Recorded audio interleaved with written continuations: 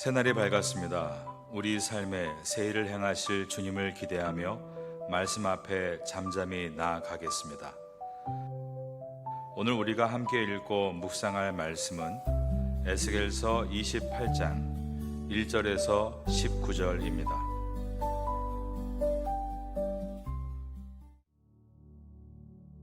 또 여호와의 말씀이 내게 임하여 이르시되, 인자야, 너는 두로 왕에게 이르기를, 주 여호와께서 이같이 말씀하시되, 내 마음이 교만하여 말하기를, 나는 신이라 내가 하나님의 자리 곧 바다 가운데 앉아 있다 하도다. 내 마음이 하나님의 마음 같은 채 할지라도 너는 사람이여 신이 아니거늘.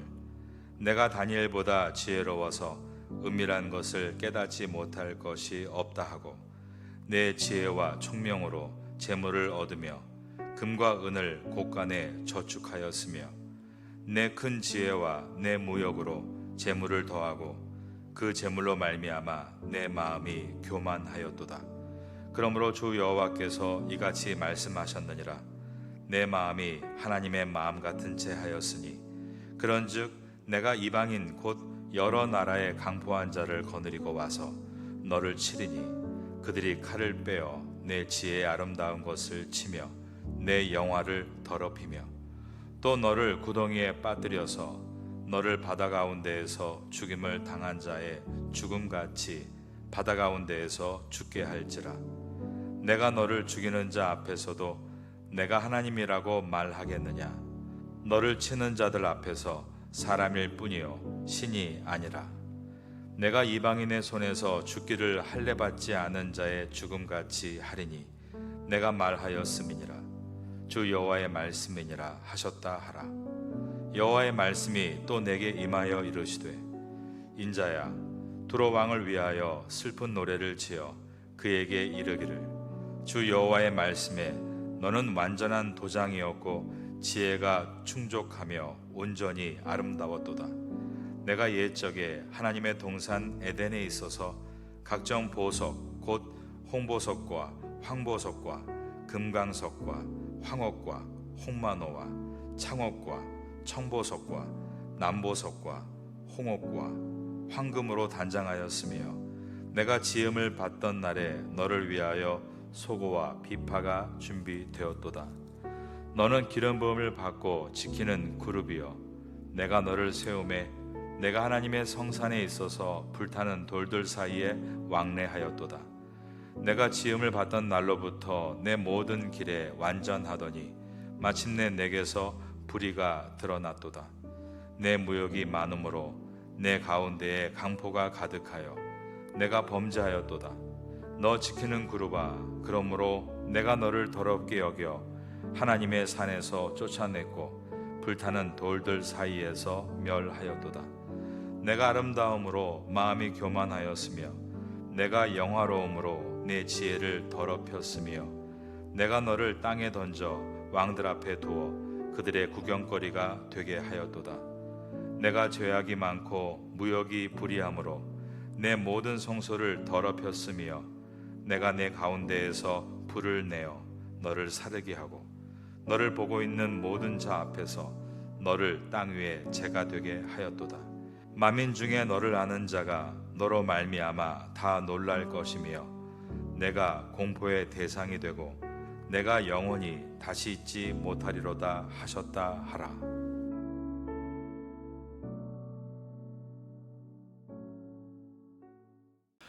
에스겔서 28장으로 들어갑니다. 하나님의 말씀은 에스겔 선지자를 통해서 두로에게 임하고 있습니다. 오늘 28장 1절에 보면, 또 여호와의 말씀이 내게 임하여 이르시되, 그러시면서 인자야, 너는 두로 왕에게 이르기를, 주 여호와께서 이같이 말씀하시되 라고 되어 있습니다. 하나님의 말씀은 믿는 나라에도 임하지만 믿지 않는 나라에도 임합니다. 믿는 나를 위해서도 임하지만 믿지 않는 내 이웃 사람들을 위해서도 임합니다. 그런데 말씀이 믿지 않는 나라에게 임하지 않고 믿는 나에게 임해서 전달하게 하시는 이유가 무엇일까요? 그것은 그 나라에는 말씀을 받을 만한 사람이 없기 때문입니다. 그 말씀을 받아서 선포할 사람이 없는 것입니다. 그래서 선교사들이 복음이 없는 외국에 들어가 말씀을 전하는 것입니다. 에스겔의 거룩한 부담감은 태국에서 선교적인 삶을 살고 있는 우리에게도 있습니다. 에스겔이 갖는 책임감은 또한 우리가 가져야 될 책임감입니다. 하나님이 왜 이 말씀을 나에게 주시는가? 어떤 것은 나한테 해당되지도 않는 것 같은데 왜 나에게 주시는가? 그것은 이 말씀을 내가 받아 그 땅을 위해서 기도하라라는 것입니다. 내 주변에 하나님을 알지 못하는 사람들, 그들은 말씀을 받을 길이 없습니다. 그들은 말씀을 깨달을 수도 없습니다. 그런데 그들에게도 하나님은 구원의 계획을 가지고 계시고 또 심판의 계획도 가지고 계십니다. 그 계획을 누구에게 알려주시는가? 바로 믿는 나에게 알려주시는 것입니다. 하나님의 말씀이 나에게 임하는 것이다. 그래서 우리 가정에서 하나님을 믿는 나는, 가장 신앙의 선봉에 서 있는 나는 어쩔 수 없이 가져야 되는 거룩한 부담감이 생기는 것입니다. 그것은 왕같은 제사장으로, 영적인 가장으로 부름받았다는 책임감입니다. 우리 집 세대주의 이름이 시부모님이고 혹은 남편이라 할지라도 영적인 가장은 바로 나일 수 있습니다. 내가 신앙의 세대주인 것입니다. 내가 우리 가족 안에서 먼저 믿었다면, 그리고 신앙의 선봉에 선 것이 분명하다면 하나님은 나에게 우리 가족에 대해서 말씀하시고 나는 그 말씀을 잘 받아서 소화하고 그것을 품고 기도하고 하나님의 능력으로 그것을 증거할 책임이 있는 것입니다. 아파트는 같은 구조를 갖고 있는 수십 채의 집들이 한 층을 채우고 있고 여러 층으로 또 구성되어 있습니다. 수많은 사람들이 각자의 세계관을 가지고 살아가고 있습니다. 서로의 의견이 잘 맞는 경우도 있지만 서로의 의견이 맞지 않아 다투는 경우도 있습니다.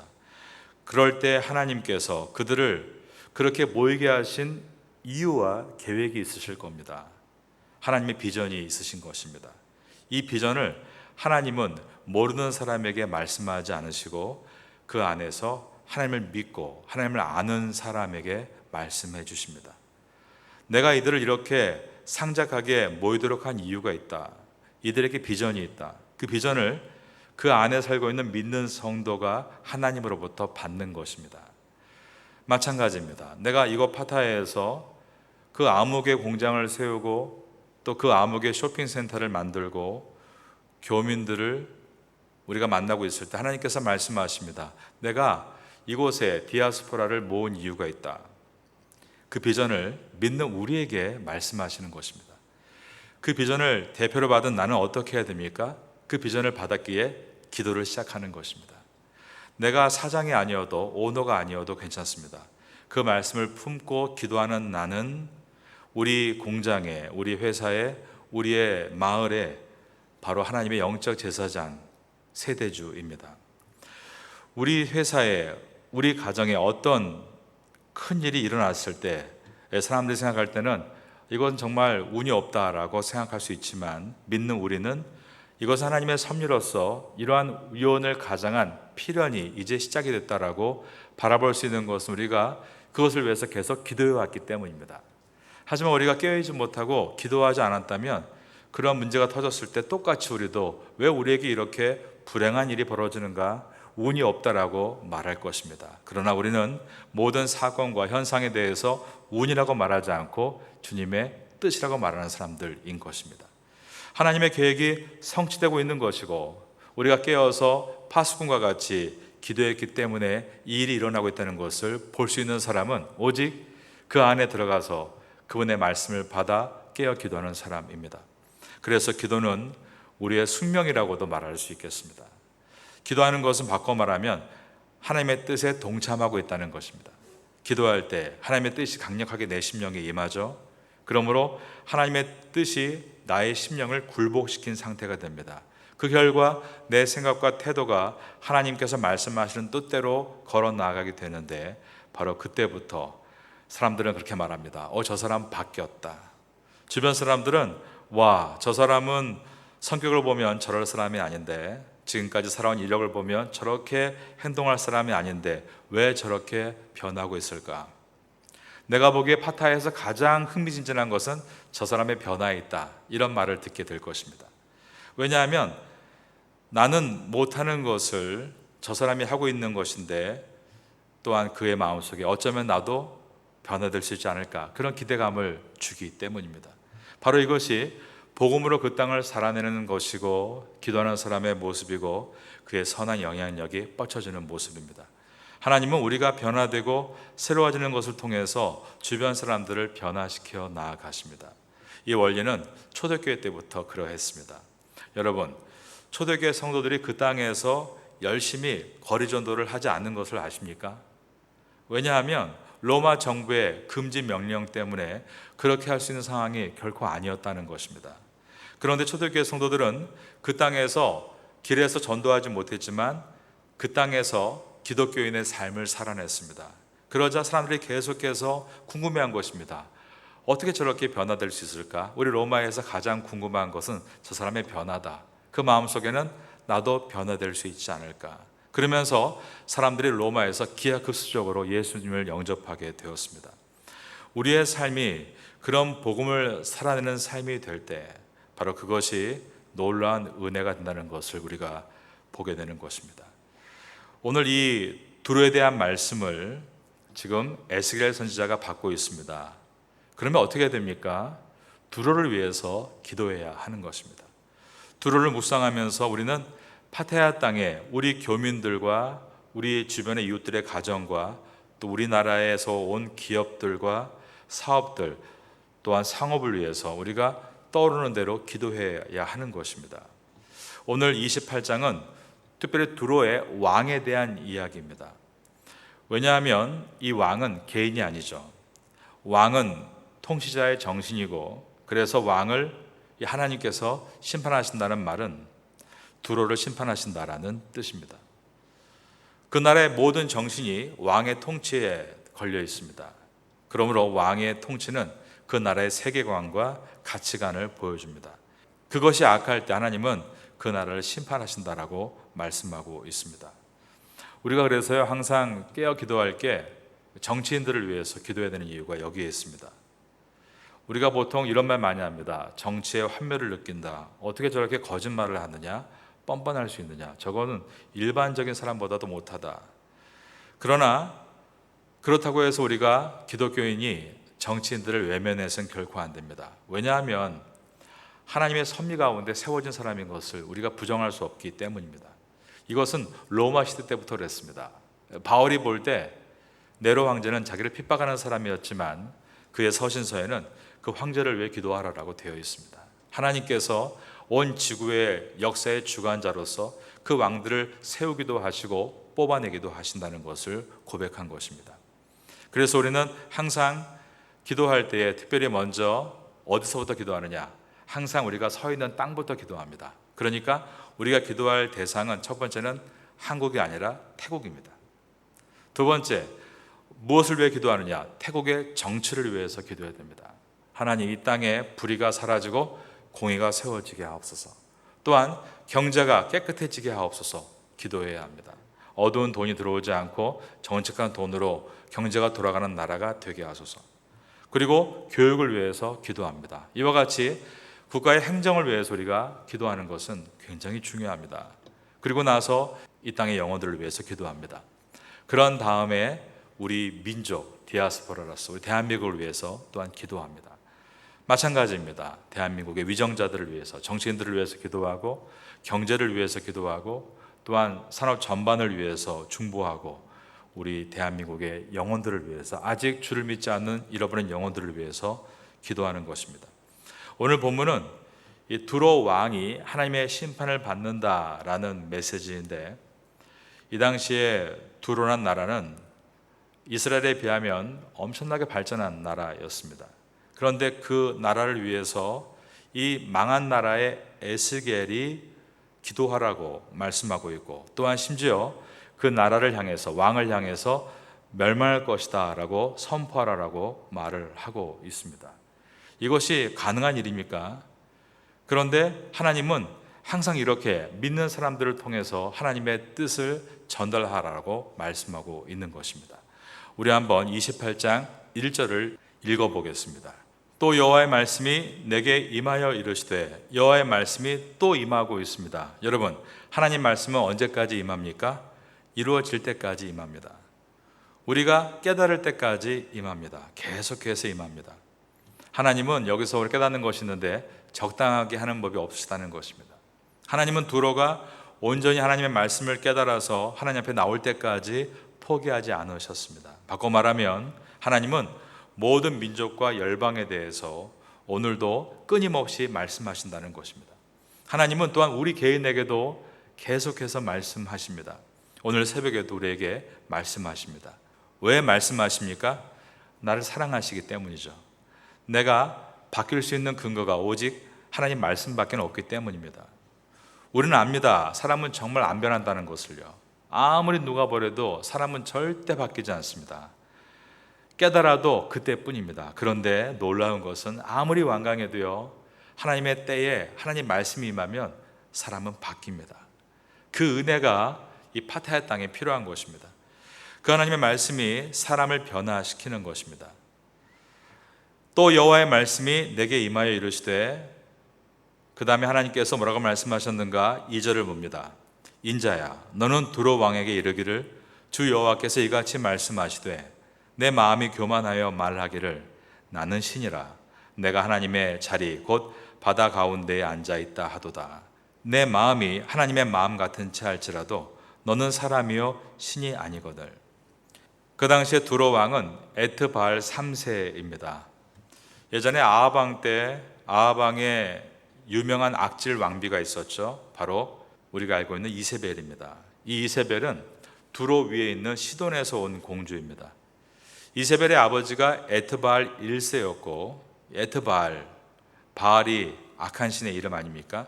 에트바알은 바알과 함께라는 뜻입니다. 악한 신에게 속했다라는 이 이름이 두로와 시돈에 만연해 있었고, 모든 왕가가 이 이름을 사용하고 있었습니다. 이 악한 왕에게 지금 하나님은 에스겔 선지자를 통해 하나님의 메시지를 선포하라라고 말씀하십니다. 에트바알은 악한 신을 섬기고 있고 또 이스라엘보다 훨씬 잘 사는 나라의 왕입니다. 그런데 에스겔은 망한 나라의 선지자이고 지금 포로로 바벨론의 그발 강가에서 노역을 하고 있는 사람입니다. 그런데 하나님께서 말씀합니다. 내가 저 왕에게 외쳐야 된다. 여러분, 항상 우리가 깨닫는 것이 있는데 그것은 하나님은 작은 자를 들어 큰 일을 행하신다라는 사실입니다. 우리는 생각합니다. 나는 작아서 할 수가 없습니다. 어쩌면 이 일은 에스겔보다 다니엘이 낫지 않을까, 그렇게 사람들은 생각했을 것입니다. 28장 3절을 보겠습니다. 내가 다니엘보다 지혜로워서 은밀한 것을 깨닫지 못할 것이 없다 하고, 이 다니엘이 얼마나 유명했는가를 여기서 알 수 있습니다. 비록 다니엘이 망한 이스라엘의 백성이었고 포로로 끌려갔지만 우리가 아는 바 다니엘은 하나님의 지혜를 얻어 놀라운 능력을 바라며 바벨론의 총리가 된 상태였습니다. 다니엘은 비록 망한 나라 백성이었지만 주변 나라들과 고위 관직자들에게 모두 알려진 아주 유명한 직위를 가진 사람이었다는 것입니다. 그런 사람이 복음을 전하거나 그런 사람이 말하면 어쩌면 왕이 들을지 모르겠습니다. 그런데 하나님은 그런 방법을 취하신 것이 아니라 에스겔을 들어서 그 왕에게 복음을 전하라고 하십니다. 에스겔은 바벨론의 포로로 끌려와서 바벨론의 강, 그발 강가에서 노역을 하고 있는 초라한 선지자 아닙니까? 그러나 그가 두로의 왕 에트바알에게 하나님의 심판을 전할 수 있는 이유는 그에게 명령하신 분이 모든 만물의 주인이시고 그 지구를 다스리시는 만유의 주 만왕의 왕이시기 때문입니다. 온 역사를 다스리시는 그분이 명령하셨기 때문에 에스겔이 순종해서 담대하게 복음을 전할 수 있는 것입니다. 우리가 기억해야 될 것이 있습니다. 우리는 한낱 태고 땅에 어떠한 사람, 내 이름을 가지고 사는 것이 아니라 우리는 하나님께서 부름받은 성도로 살고 있는 능력의 사람들입니다. 우린 이것을 기억해야 되고 담대해야 하는 것입니다. 여러분, 오늘도 이 태고 땅에 살아가실 때 담대한 하루가 되시기를 예수님의 이름으로 축원합니다. 두로 왕과 두로 백성들이 망한 이유가 무엇인가? 오늘 드디어 그 답이 나오는데 두로가 망한 이유는 교만 때문이었다 말씀합니다. 28장 2절에 보면 주 여호와께서 이같이 말씀하시되 내 마음이 교만하여 라고 되어 있고, 5절에 보시면 내 큰 지혜와 내 무욕으로 재물을 더하고 그 재물로 말미암아 내 마음이 교만하였도다 라고 되어 있습니다. 아래에 있는 28장 17절을 보겠습니다. 내가 아름다움으로 마음이 교만하였으며 내가 영화로움으로 내 지혜를 더럽혔으며 라고 되어 있습니다. 여러분, 성경 속에 히브리어로 구약 성경 안에 이 교만이라는 단어를 찾아보니까 10가지가 넘더라고요. 하나님께서 인간의 교만을 이렇게 다양하게 알고 계시고 표현하십니다. 인간은 이렇게 정의할 수 있습니다. 인간은 교만의 백화점이다. 내가 어떤 것은 교만하지 않는 것처럼 보이지만 또 어떤 부분은 다시 교만의 구멍이 새고 있는지도 모릅니다. 성경은 교만의 죄를 그냥 단순한 인격의 장애로 보지 않고 아주 큰 죄라고 말씀합니다. 교만을 하나님께서는 반드시 부러뜨리십니다. 그 이유가 무엇일까요? 인간은 교만해지면 결국 하나님의 자리에 앉으려고 하기 때문입니다. 5절과 6절입니다. 내 지혜와 내 무욕으로 재물을 더하고 그 재물로 말미암아 내 마음이 교만하였도다. 그러므로 주 여호와께서 이같이 말씀하셨느니라. 내 마음이, 그 다음 보니까 하나님의 마음 같은 채 하였으니. 하나님은 그래서 이 교만의 죄를 가볍게 보지 않으시고 용납하지 않으십니다. 왜냐하면 이 교만을 용납해 주시면 결국 인간은 사탄이 되고 말기 때문입니다. 오늘 이 두루의 교만의 죄악이 처음에 사탄이 하나님의 거룩한 피조물로 지음받고 나서 어떻게 타락했는가를 보여주고 있습니다. 그래서 에스겔서 28장은 사탄의 실체를 보여주는 말씀으로 유명한 말씀입니다. 그 내용이 13절과 14절에 있습니다. 내가 옛적에 하나님의 동산 에덴에 있어서, 자, 이것은 지금 두루의 얘기가 아니죠. 각종 보석, 곧 홍보석과 황보석과 금강석과 황옥과 홍마노와 창옥과 청보석과 남보석과 홍옥과 황금으로 단장하였으며 내가 지음을 받던 날에 너를 위하여 소고와 비파가 준비되었도다. 하나님은 케룹이라고 하죠. 천사들을 창조하실 때 특별히 천사들 중에서 하나님을 찬양하는 그룹을 만드셨고 거기에 천사장으로 루시퍼를 창조하셨습니다. 그래서 여기에 보면 내가 지음을 받던 날에 너를 위하여 소고와 비파, 즉 악기가 준비되었다라고 되어 있습니다. 14절입니다. 너는 기름 부음을 받고 지키는 그룹이며, 이 그룹은 우리말 그룹이 아니라 케룹, 천사들을 말합니다. 내가 너를 세우매 내가 하나님의 성산에 있어서 불타는 돌들 사이에 왕래하였도다. 이 말의 뜻은 하나님의 영광스러운 그 보좌 주위를 그가 다닐 수 있도록 허락을 받았다는 뜻입니다. 이어지는 15절입니다. 내가 지음을 받던 날로부터 내 모든 길이 완전하였더니 마침내 내게서 불의가 드러났도다. 하나님께서 영광의 옷을 입혀주었는데 사탄이 그 영광의 옷을 가지고 교만하여서 하나님의 자리에 앉으려고 했다라는 뜻입니다. 그 내용이 17절에 들어있죠. 내가 아름다움으로 마음이 교만하였으며 내가 영화로움으로 내 지혜를 더럽혔으며. 우린 그러므로 교만에 대해서 늘 경계해야 합니다. 오늘까지 이 두루에 대한 모든 말씀을 다 살펴보았습니다.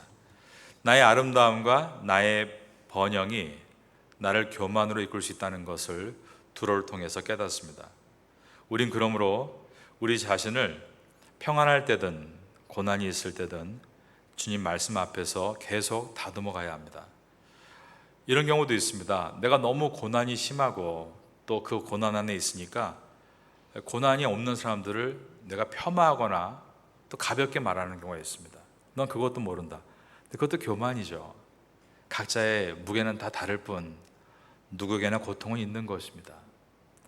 상대방을 정말 겸손한 마음으로 대하는 것이 무엇인가, 우리는 이것을 말씀을 들으며 계속해서 배워나가야 합니다. 에스겔서를 지나면서 내 안에 있는 교만이 어떤 이름으로 존재하고 있는지를 돌아보고 그 교만과 싸워서 승리하고, 우리가 세상에 나갔을 때는 저 사람 정말 좋은 사람이다, 저 사람과 만나면 내가 뭐든지 말할 수 있다, 그러한 겸손한 사람이 되기를 바라겠습니다. 이 은혜가 오늘도 이 아침 가운데 있게 되기를 예수님의 이름으로 축원합니다.